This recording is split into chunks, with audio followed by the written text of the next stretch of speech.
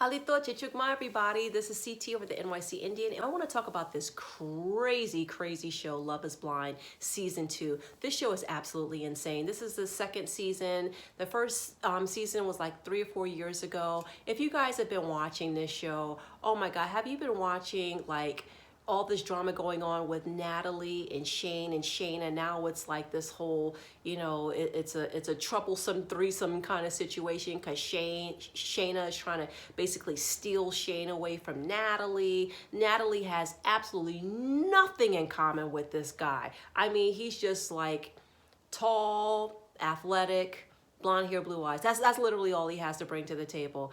Financially, they're in very different places. The way they live, the way they run a household is very different. Like I just do not see what it is other than the fact that he looks the way that he does. And and he's not a supermodel. He just has, tall, athletic, and and so on and so forth.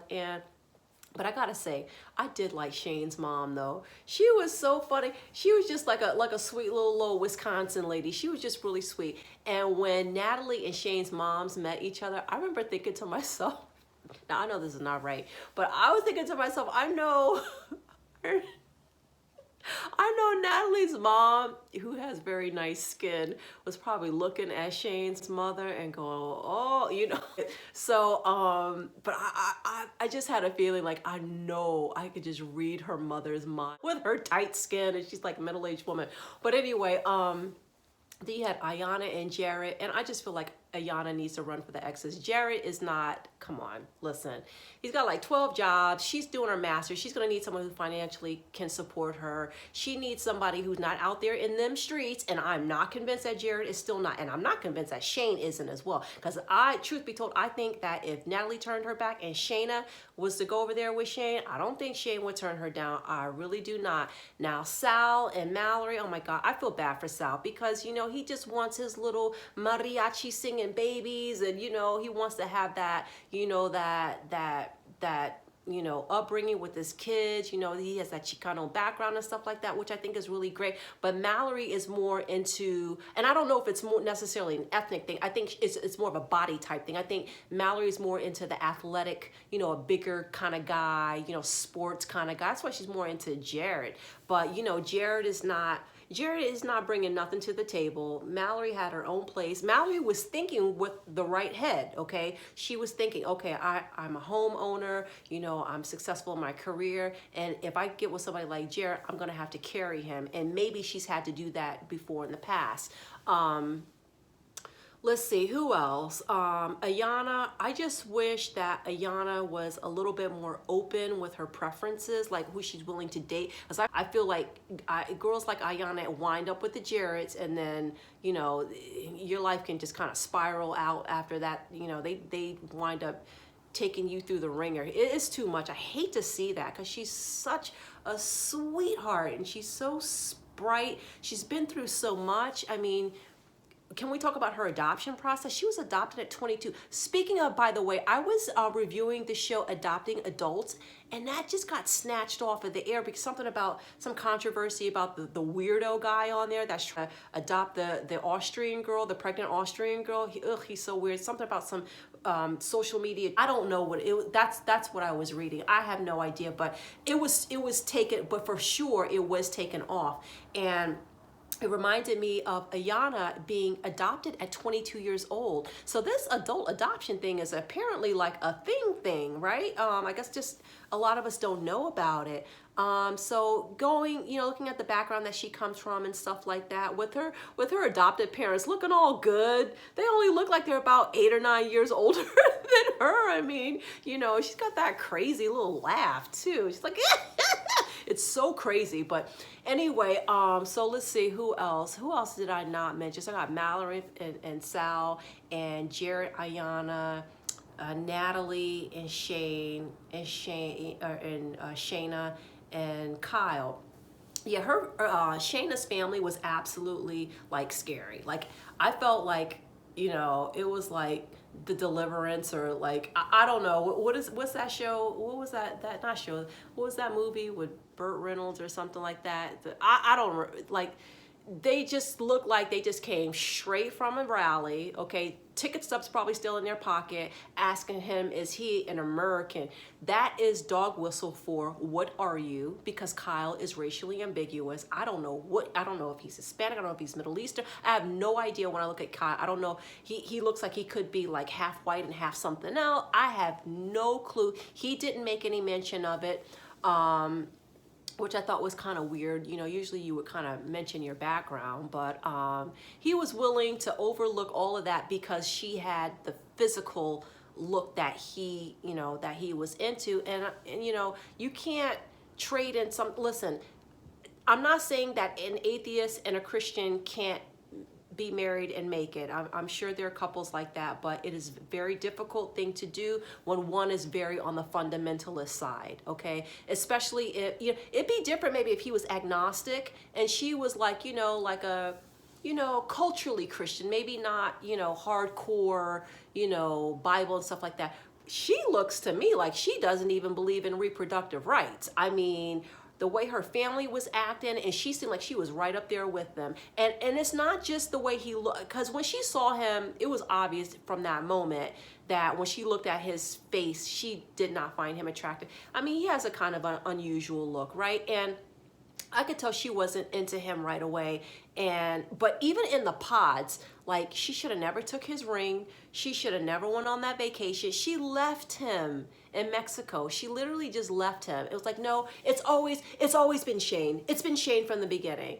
They never had any kind of in-depth conversation. It was all, they talked more about her crop tops that she was wearing than anything in depth. Natalie was the one that was diving deep and trying to get to know him and asking the right questions. But Natalie wasn't getting that reciprocated. So why Natalie, I feel like Natalie is dating down to get what is considered to be the most American.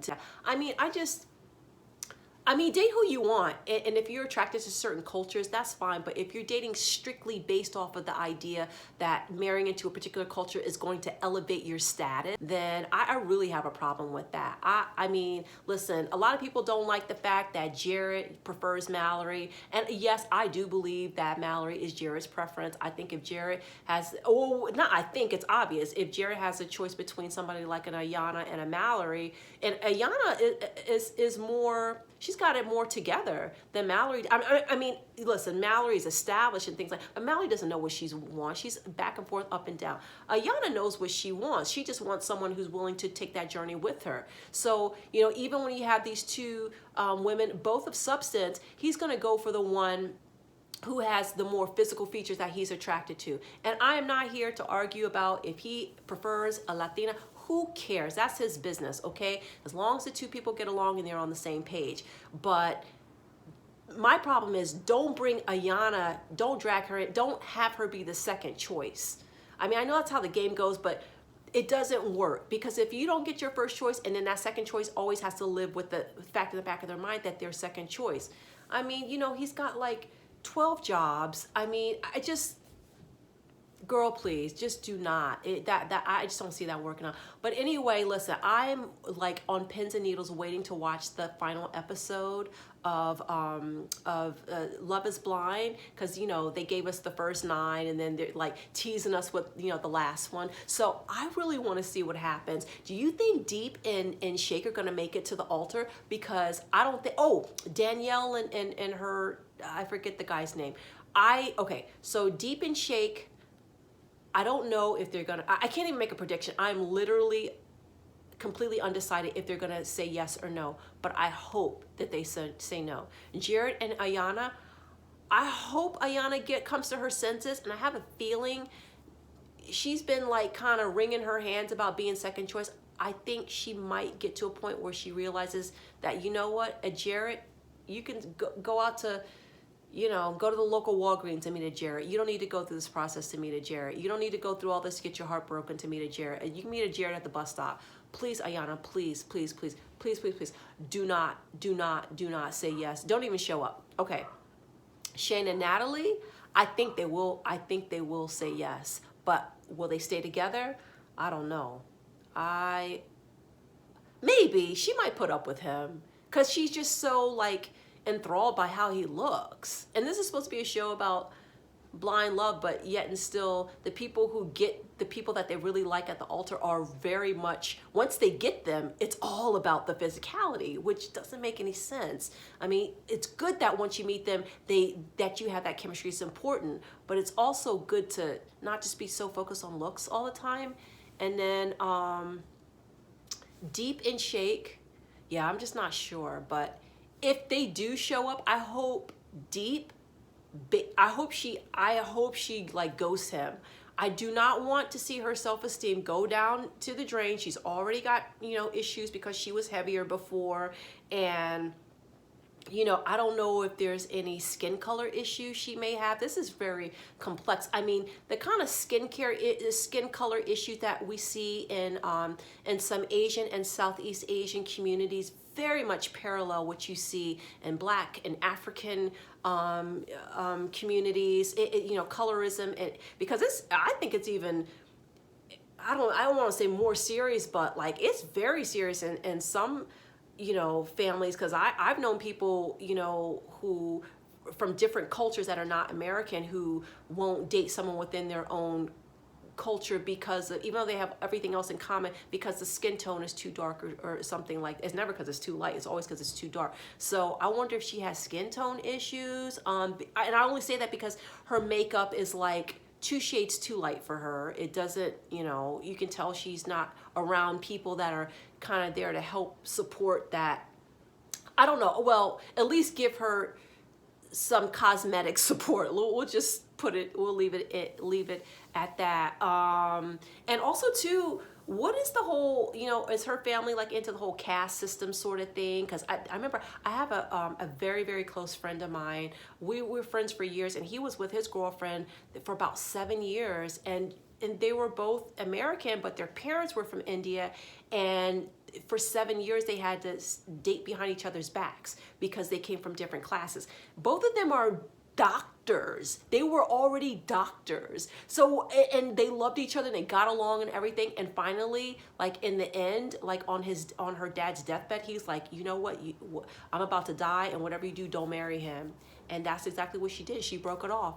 They were true loves, but they couldn't get together because of, cultural caste system type thing. So, I mean, I'm just really I'm really interested. It saddens me, but at the same time, it's very eye-opening. We get to learn about different cultures and how they kind of navigate these different sort of things. So anyway, we're going to talk about this next week. My little munchkin has come downstairs, and I don't want him to bomb my shot. So we will reconvene and talk about that last episode. What do you guys think? Please leave some comments below. I mean, there's so much to discuss with this show, and all these cultural things is really, it's mind-blowing. This is a much more diverse cast than we had the first season. So let's get back together next week. We'll talk about it. Everybody take care, stay safe, and che pisa lacho.